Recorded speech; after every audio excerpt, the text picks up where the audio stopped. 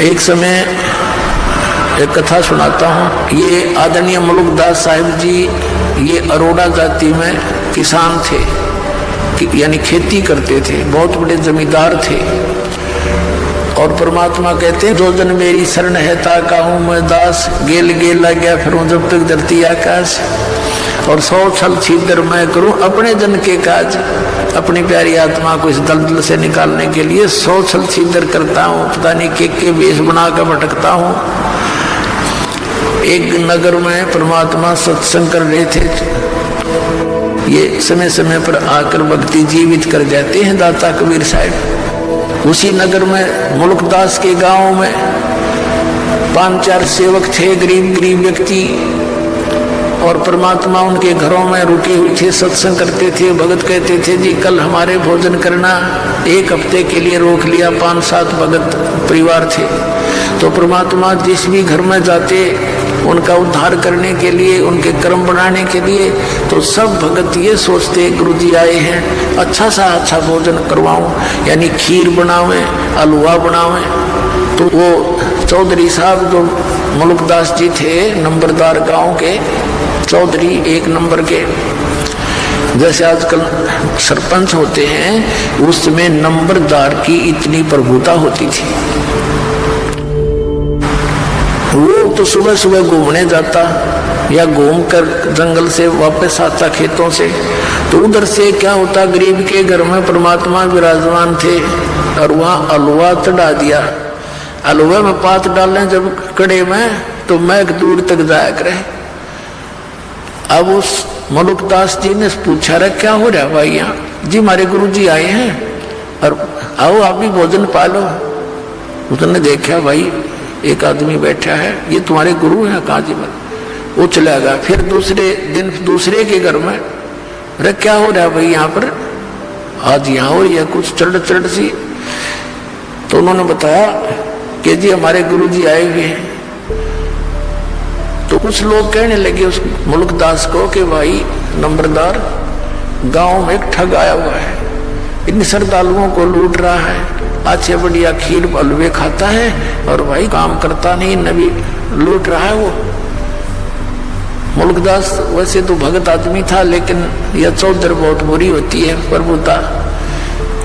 जाके जिस भगत के घर वो रुके हुए थे परमात्मा उस दिन, अब वो मुलुकदास जाकर के उस घर में प्रवेश हुआ जहाँ परमात्मा विराजमान थे। और परमात्मा कबीर जी से कहने लगे, ए भाई आप कौन हो और यहाँ क्या कर रहे हो? परमात्मा के बोलने से पहले ही जो भगत था जिसके रुके हुए थे, 2-4 भगत और बैठे थे, खड़े होकर कहने लगे चौधरी साहब ये हमारे गुरु जी हैं और सत्संग करने आए हुए हमारे यहाँ। तो कहने लगे भाई तू करके क्यों नहीं खाता है? अच्छा हट्टा कट्टा दिखे तो दुनिया को मूर्ख बना रहा है, अब ना करके खाया कर। तो परमात्मा कहने लगे भाई मुझे तो बिना करे मिल जाए। चौधरी साहब मुझे तो बगैर काम किए ही दे रहा है भगवान। तो मुलुकदास कहने लगा तेरे को बिना करे दे रहा है, मुझे क्यों नहीं देता भगवान? कि आपको भी दे देगा यदि आपको विश्वास होगा और उन क्रियाओं को करोगे जिससे भगवान बिन मांगे भी देता है। तो कहने लगा क्या तेरा भगवान मुझे आज रोटी दे देगा? हाँ जी दे देगा, क्यों नहीं, विश्वास करो। बोला अच्छा, अगर ना जी तो सजा देख ले, फिर मैं तेरे को अपने खेतों में रखूंगा मजदूर बना के। और परमात्मा बोले जब भगवान ने तेरे को आज रोटी दे दी तो क्या करेगा कि मैं तेरा चेला बन जाऊंगा? परमात्मा बोले भाई ठीक है, पर याद रखिए इस बात ने, पक्का हूं भाई वचन का मैं। मुलुकदास जी बोले, मुलुकदास जी का खेत थे पूर्व में, उसका अपना खेत था पूर्व में, और चला गया पश्चिम में दूसरे गांव की सीमा में। वहां एक पेड़ के ऊपर बैठ गया जाकर, अब देखूंगा या मैंने कौन खाना खिला देगा। अब क्या हुआ, ये गडरिये होते हैं बकरी भेड़ पालने वाले, उनका कोई त्योहार था। उन्होंने सलाह बनाई कि भाई इस वृक्ष के नीचे खीर बना लो। एक आधी गाय भी उनके साथ थी, लागड़े। हम इतने बकरियां चराते हैं, वो बकरियां चराने के लिए, गाय चराने के लिए आगे को ले गए काफी दूर, और एक दो भगत की सेवा लगा गए। वो वहां उसी वृक्ष के नीचे खीर बनाने लगे। उन्होंने लकड़ लुकड़ तोड़ कर चूल्हा बनाकर और वो खीर बना दी। खीर बन चुकी थी, इतने में क्या देखा उन्होंने कि कुछ घोड़ों पर व्यक्ति आ रहे हैं, दूर से धूल उठ रही है, तेजी से दौड़े आ रहे हैं। उनको पता होता था जंगली लोगों को कि इस तरह की जब कोई आता है वो डाकू होते हैं। वो भाज के डर के बड़ी बनाई खीर छोड़कर वो वहां भाग गया अपने मित्रों के पास, जहां उनके दूसरे बकरियों वाले थे। तो उधर से वो घोड़े वाले आकर, बड़ा बढ़िया वृक्ष था उसके नीचे वो खड़े हुए, रुक जाओ थोड़ी देर यहाँ। एक कहने लगा इसमें क्या बना रहा है, ये क्या है देखियो। उनका सरदार बोला, एक डाकू नीचे उतरा जी, इसमें तो खीर है। वो समझ के डरता भाग गया होगा कोई तुम्हारे को देखकर, और खीर बना रखी। तो भाई और कहने लगे दूसरे डाकू के, उस्ताद भूख लग रही है, ला खिला इसने। एक उनमें समझदार साहब बोला, अरे भाई कदे कोई जहर मिला गया हो, कोई साजिश हो, किसी ने खिला के देख लो। उन्हीं में से एक बोला, भाई वो कहाँ गया होगा, यहीं की तो छुप रहा होगा, ढूंढ लो उनने और उसी को खिलाएंगे।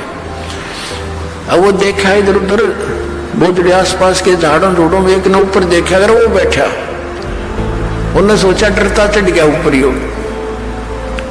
तो उन्होंने कहा, भाई नीचे आ जा, कौन है तू? वो कहने लगा, ना मैं नहीं आऊं नीचे। उसने जो ना करा था डाकू है, उन्होंने सोचा पूरा चलते होंगे। उनका शक हो गया कि भाई वो गड़बड़ है कुछ ना कुछ, नीचे क्यों नहीं आता, नीचे आओ है तेरे मारे गोली। जब उन गोली दिखी तो आप शट दे ही नीचे, मारेंगे तो भाई।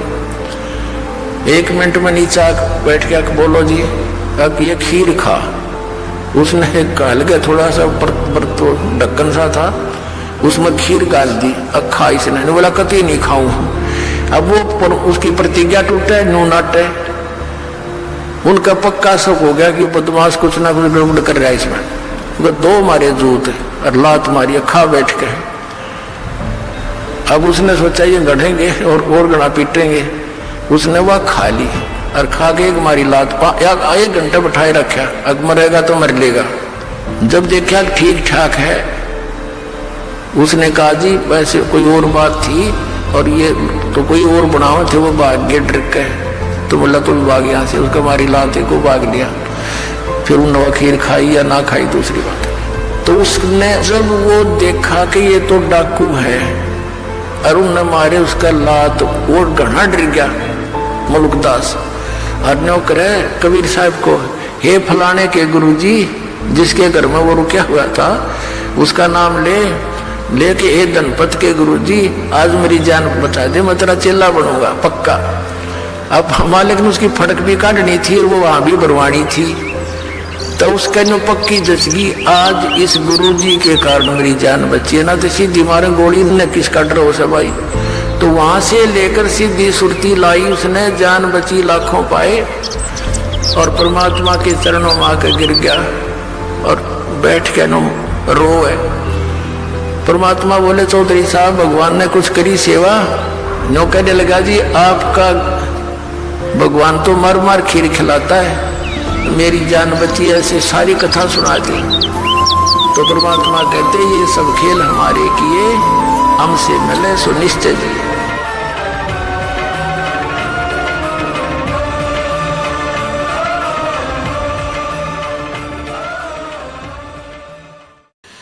एक समय एक रानी थी, भक्त संत रविदास जी की शिष्या होगी वो। और जब तक वो संत रविदास जी कबीर परमात्मा की सर में नहीं आया था, यानी रहते थे साथ ही साथ वो, लेकिन परमात्मा ने भी उनको शरण में लिया नहीं था, क्योंकि रामानंद जी से उनको दीक्षा दिलाई थी। एक ब्राह्मण था और वो रविदास जी के पास गया और कहने लगा, रविदास जी चल गंगा में नहा के आते हैं। तो रविदास जी कहने लगे, भाई क्योंकि रामानंद जी को परमात्मा कबीर जी ने ये ज्ञान दे दिया था, तो रामानंद जी ने रविदास जी को वो ज्ञान जचा रखा था।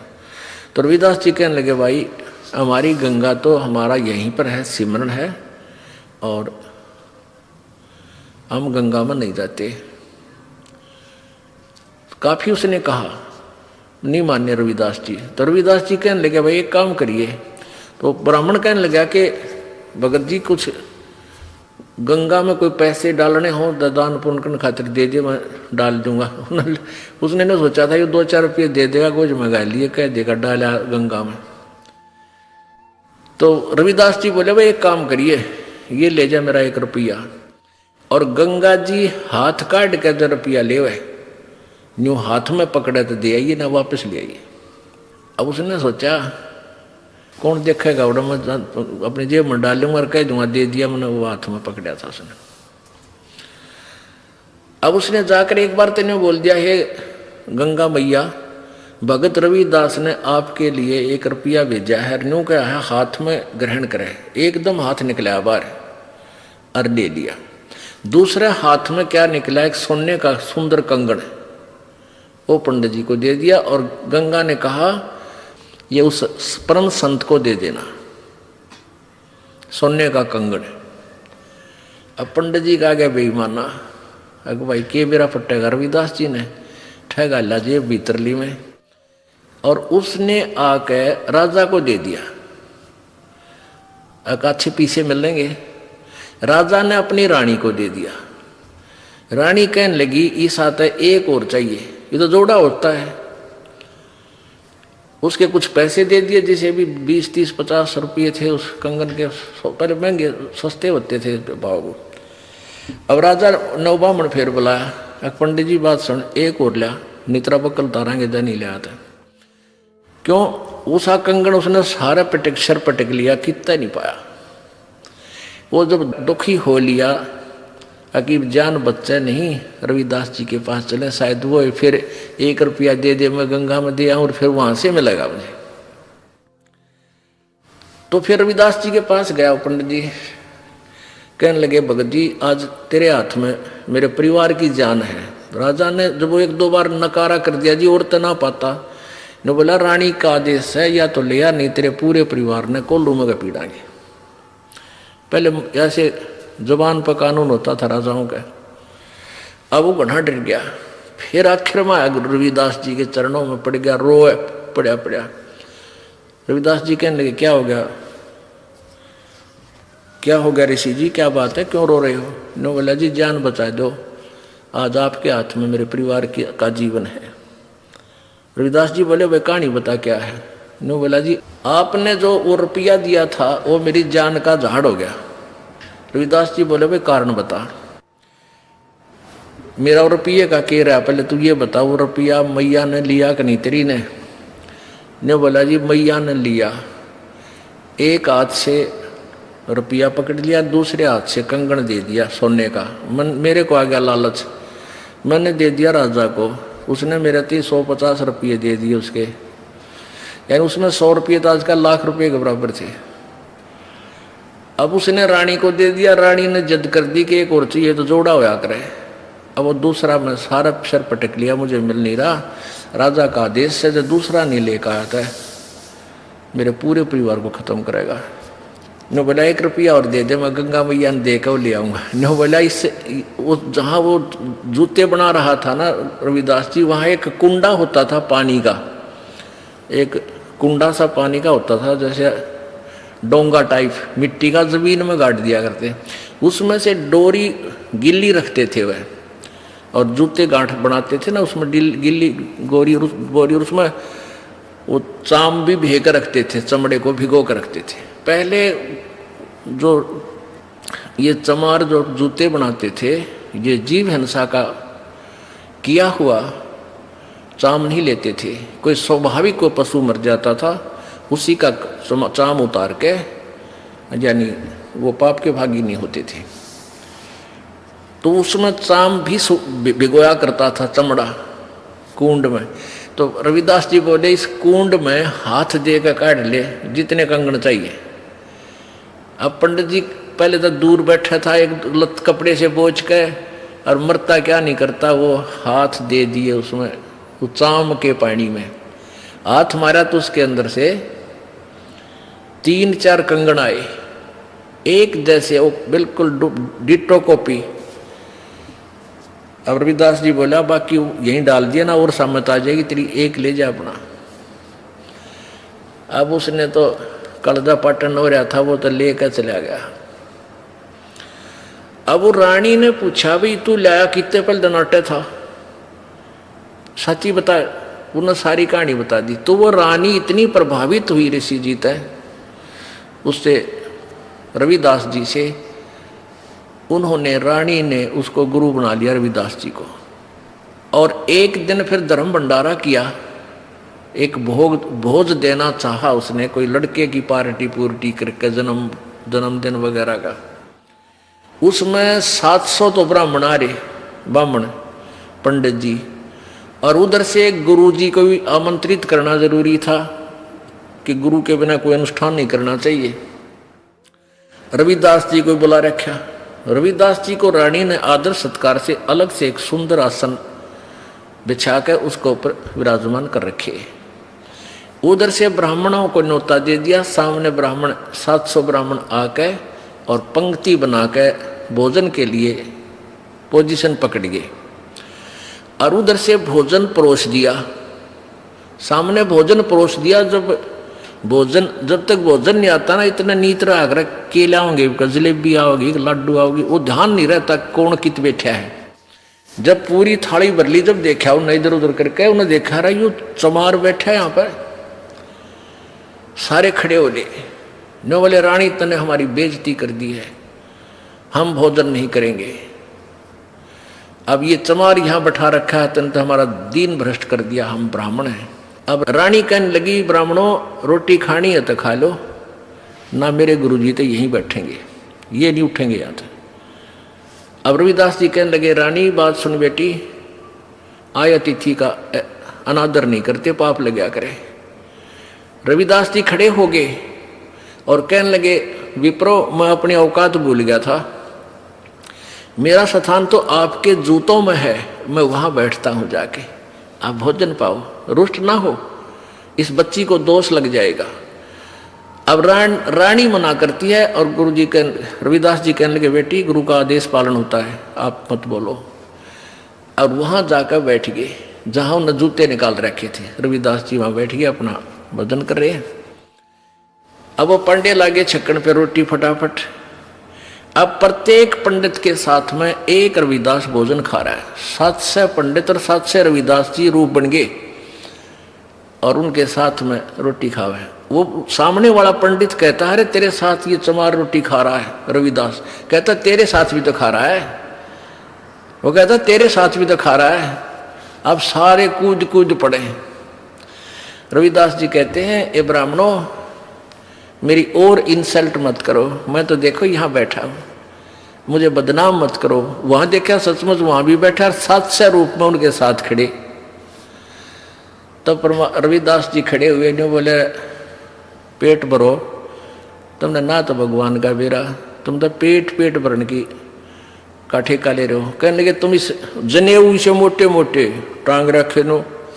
तो परमात्मा रविदास जी बोले जनेवा तो मुक्ति ना हो भाई, भक्ति से मोक्ष होगा। और तुम जनेवा चाहते हो, कहते अपना को हथियार गेल ले रहे थे चाम छोलन का, इतनी लंबी खुरपी सी वैग रहे। वो कहते हैं वो तो एक लीला थी, कौन सी खाल पाड़े थे, एकदम न्यू करके दिखा दिया। न्यू बोले देखो मेरे अंदर सोने का जनेऊ है भाई, तुम तो इस सूत का बोझ मरो। तब कहते हैं 2 घंटे तक प्रवचन किया उस परम संत ने। वो 700 के 700 पंडितों ने वो जनेऊ काट कर फेंक दिए, रविदास जी के चरणों में शीश समर्पण कर दिया, नाम ले लिया। गरीबदास जी ने लिखा है 1.25 मन सूत होया था उनके गला में का, 1.25 मन सूत, और उनने उन 700 पंडितों का उद्धार कर दिया। तो यहाँ क्या बता रहे हैं, वही बता रही है ये विष्णु पुराण कि यदि एक सत साधक के सामने 1000 ये पेट भर श्राद्ध खानिए भी बैठे हों, उनका भी उद्धार और श्राद्ध यजमान का भी यानी भगत का भी उद्धार वो एक ही योगी कर देता है।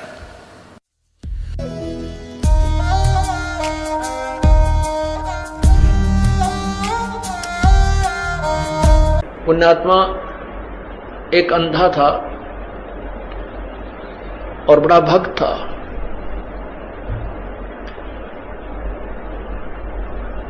बड़ी साधना करा करता था। एक बार उसको दस्त लग गए, पेचिस लग गए, उसको लूज मोशन हो गए। और लूज मोशन इतने हो गए, उम्र भी उसकी अच्छी हो गई थी, 60-70 के आसपास। इतने लूज मोशन हो गए कि वो समझ गया ना कोई दवाई काम करे। तो उसको पता लग गया कि अब तेरा जाने का टाइम आ गया है, अब नहीं रह पाएगा। इस दृष्टिकोण से उसने सोचा यहां क्यों दुखी करा, कोई एक आधा व्यक्ति टूटा फूटा हुआ है, यो को कपड़े धोने में लग गया रहे। तो उसने सोचा कि जंगल में जाकर के शरीर को त्याग दूंगा, वहीं मर जाऊंगा, 1-2 दिन में भूखा पैसा दस्त लगी रहे हैं, खत्म हो जाऊंगा और वहां इस 100 को कोई पशु पक्षी खा पी लेंगे और उसको उनका उद्धार हो जाएगा। इस दृष्टिकोण से वो महात्मा जंगल में बहुत गहरा चला गया, बहुत गहरा, और मेन रास्ते से भी हटकर जानबूझकर ऐसे सर्प तरफ निकल गया, नो लाठी के लाला लू का कुत्ती जंगल के बीच में, वहां कहीं आसपास कुछ भी कोई, वहां जाकर बैठ गया। अब वो बैठा था, थोड़ी सी देर हुई थी, इतने में एक बालक आया 5-7 साल का, वर्ष का।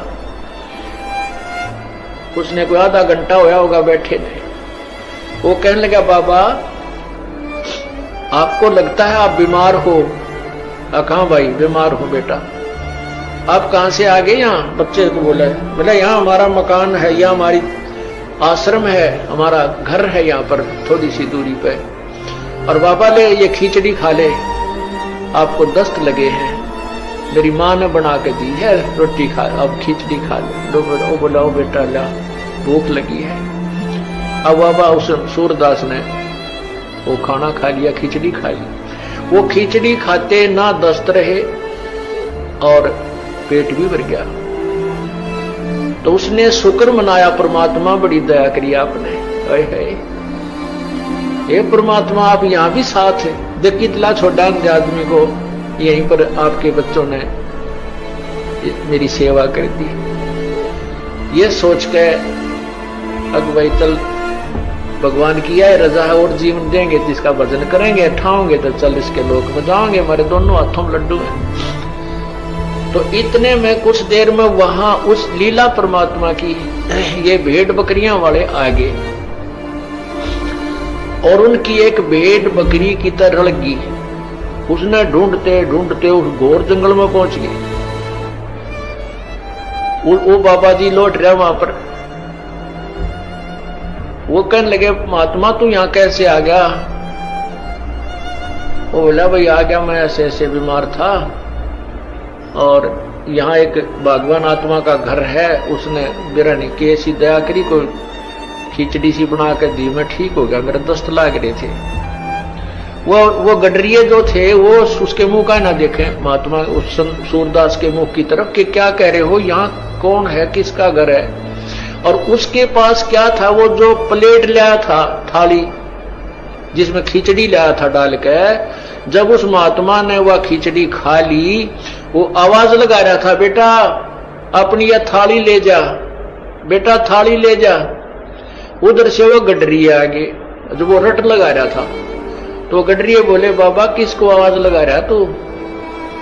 बोला, भाई यहाँ कोई एक घर है और उन्होंने ये खिचड़ी बना के भेजी थी, बेटा उनकी थाली, वो बालक था ना ले गया होगा थाली, ये थाली को उनको ले जाएंगे अपनी।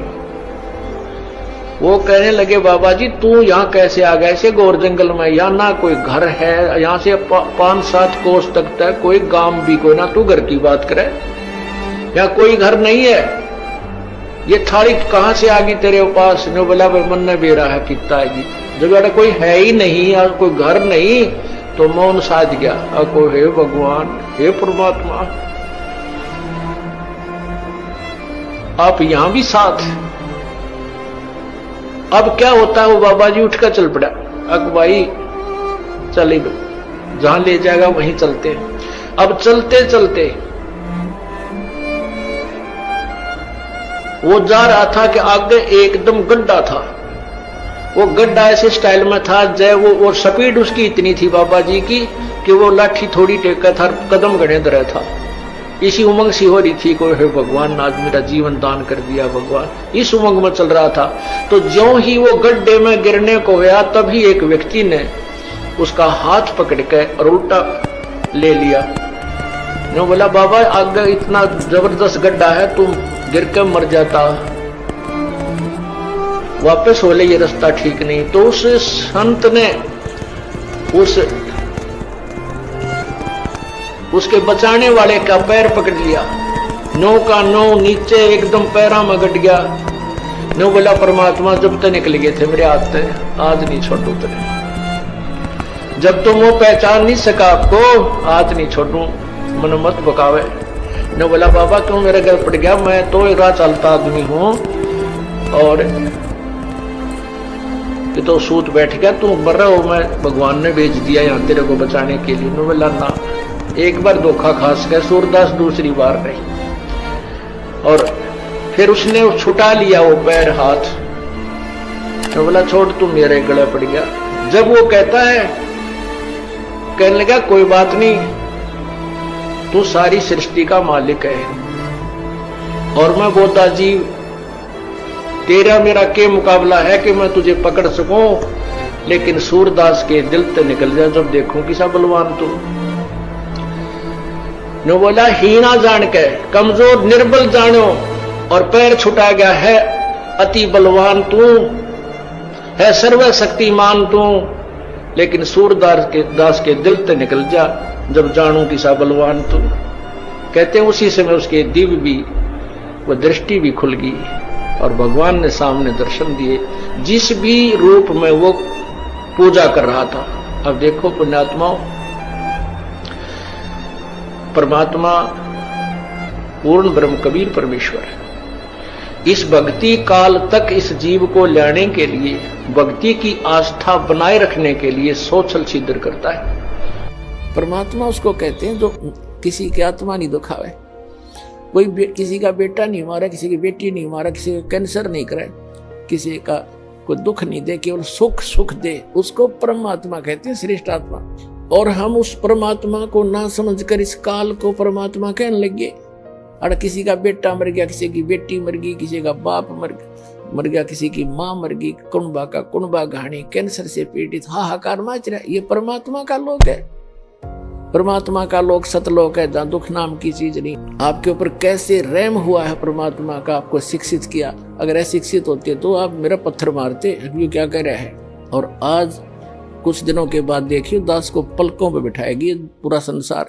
गरीब साध साध सब नेक हैं, आप अपनी ठोरी, जो सतलोक ले जाएंगे वो साधु कोई और। सबसे पहले आप जी ने इस मार्ग पर सफल होने के लिए इस दास के वचन अर्थात जो मर्यादा है उनको लक्ष्मण रेखा समझनी पड़ेगी। जैसे एक बार श्री रामचंद्र जी वनवास में थे, साथ में सीता जी और लक्ष्मण भाई भी था उसका, और एक छल किया था रावण ने सीता का अपहरण करने के लिए। तो उसमें उसका रावण का मामा मारीची एक हिरण बनकर स्वर्ण का सोने का, और सीता जी ने वहां कोई बगीची लगा रखी थी, उसको तोड़न लग गया। सीता ने उसको देखा और कहा, उस पर आसक्त होगी, अपने पति से कहा कि इस हिरण को मेरे लिए लाओ, मुर्दा लाओ चाहे जिंदा लाओ, मुझे चाहिए। श्री राम उनके पीछे चल पड़ा, वो आगे भाग लिया सपेटते, पीछे से आकाशवाणी कर दी, हाय भाई मर गया। तो सीता ने अपने देवर लक्ष्मण से कहा, तेरा भाई आपत्ति में है, तू जाइए। और रामचंद्र जी कह कर गए थे लक्ष्मण को कि तू मत आना, जंगल का काम है, कोई आपत्ति ना आ जाए सीता पे। तो उसने कहा कि मैं नहीं जाऊंगा, मेरे भाई का आदेश नहीं है। तो सीता ने बुरा भला कह दिया कि तेरी नीत में खोट है, तू चाहता है वो मर जावे, तू मुझे पत्नी बनाना चाहता है, इस बात का दुख माना उसने, लक्ष्मण ने, और कहा ठीक है माता मैं जाता हूं। बड़ी भाभी को माता के तुल्य मानता था, उसके मन में दोष था सीता के। लेकिन एक काम करना, मैं तेरी झोपड़ी के चारों तरफ एक मंत्र बोलकर रेखा खींच कर जाता हूं, तू इससे बाहर मत जाना। सीता ने कहा ठीक है। लक्ष्मण भी चला गया पीछे से। रावण आ गया एक साधु रूप बनाकर आटा मांगने के लिए, और कहा माई आटा दे। सीता ने कहा आजा महाराज ले जाओ। रावण जो ही उस रेखा के निकट आया, उसमें से अग्नि निकली भयंकर, उसको खत्म कर देती। रावण एक 10 कदम पीछे गया बहुत स्पीड से, और कहा कि आटा देना है जिससे बाहर आकर दो। साधु संतों के साथ ऐसा व्यवहार नहीं करना चाहिए।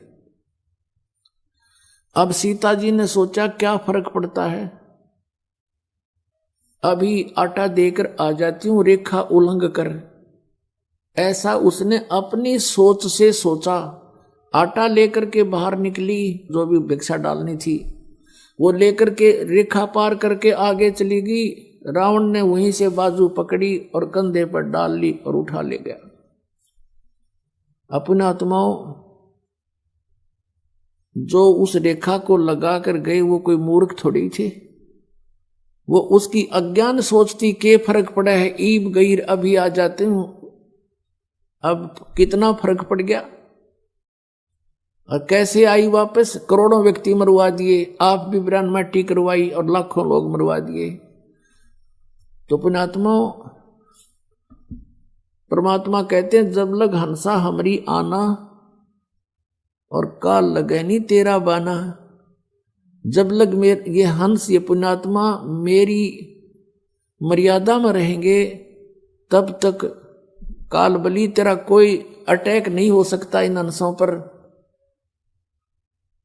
और जब मर्यादा तोड़ देंगे तो फिर रावण की तरह बाजू पकड़ ले जाएगा यू काल, और बहुत दुर्गति हो जाएगी आपकी। तो इसमें सबसे बड़ी मर्यादा है, मर्यादा में रहना है, और ये फिर मोक्ष दूर नहीं है।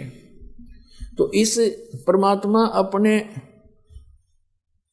उस विधान अनुसार अच्छी आत्माओं को आकर मिलता है, सतलोक से चलकर आता है। उनमें से किन किन महापुरुषों को मिले, और उसमें यह भी लिखा कि वो दृढ़ भक्त को मिलता है, नकली को नहीं मिलता। उनमें से कौन कौन भक्त हैं जो अभी आपको वर्णित किए। पुण्यात्माओं, ये 7 दिवसीय सत्संग इसीलिए किया गया है कि इसमें हम विशेष डिटेल से आपको सत्संग सुना सकें, क्योंकि ये इतना विस्तार से ज्ञान देना पड़ता है, उस अज्ञान को हटाना पड़ता है, वो रेग मार लगाना पड़ता है जो अज्ञान हमने ठोक रखा है, भर रखा है हमारे अंदर उस अज्ञानी संतों ऋषियों ने। उसके साथ साथ ये ज्ञान सुनाकर, ये प्रमाण दिखाकर, सदग्रंथ दिखाकर, महापुरुषों के महिमा सुना करके वो रेग मार लगाया जाता है, और फिर यथार्थ ज्ञान ओरिजिनल पेंट आप पर किया जाता है। यदि जरा सा भी पुराना रंग आपके ऊपर रह गया तो ओरिजिनल पेंट को वो टेकन नहीं देगा, सेट नहीं होने देगा। इसलिए इतनी मेहनत ये दास करता है, बार बार समझाने की चेष्टा करता है, बार बार प्रमाण देता है, रह रह कर वो कथाएं सुनाता है जो आपके हृदय में जमा हो जाए, जैसे ये पुराना रंग जमा हो चुका है और वो निकल जाए, ये समा जाए। अब ये जो दिन है ये बहुत शुभ दिन है। कौन सा दिन? जिस दिन परमात्मा पृथ्वी पर आते हैं और महापुरुषों को मिलते हैं, जैसा कि वेदों में प्रमाण है, आपने देखा। और फिर इन महापुरुषों की जीवनी में प्रमाण है कि कौन परमात्मा ने ऐसी लीला की, तो इससे भगवान भी पहचान में आएगा और ज्ञान भी समझ में आएगा और समाधान भी पक्का होगा कि सचमुच यही है वो परमात्मा की वे ऑफ वर्शिप, परमात्मा की पूजा की विधि भी यही है।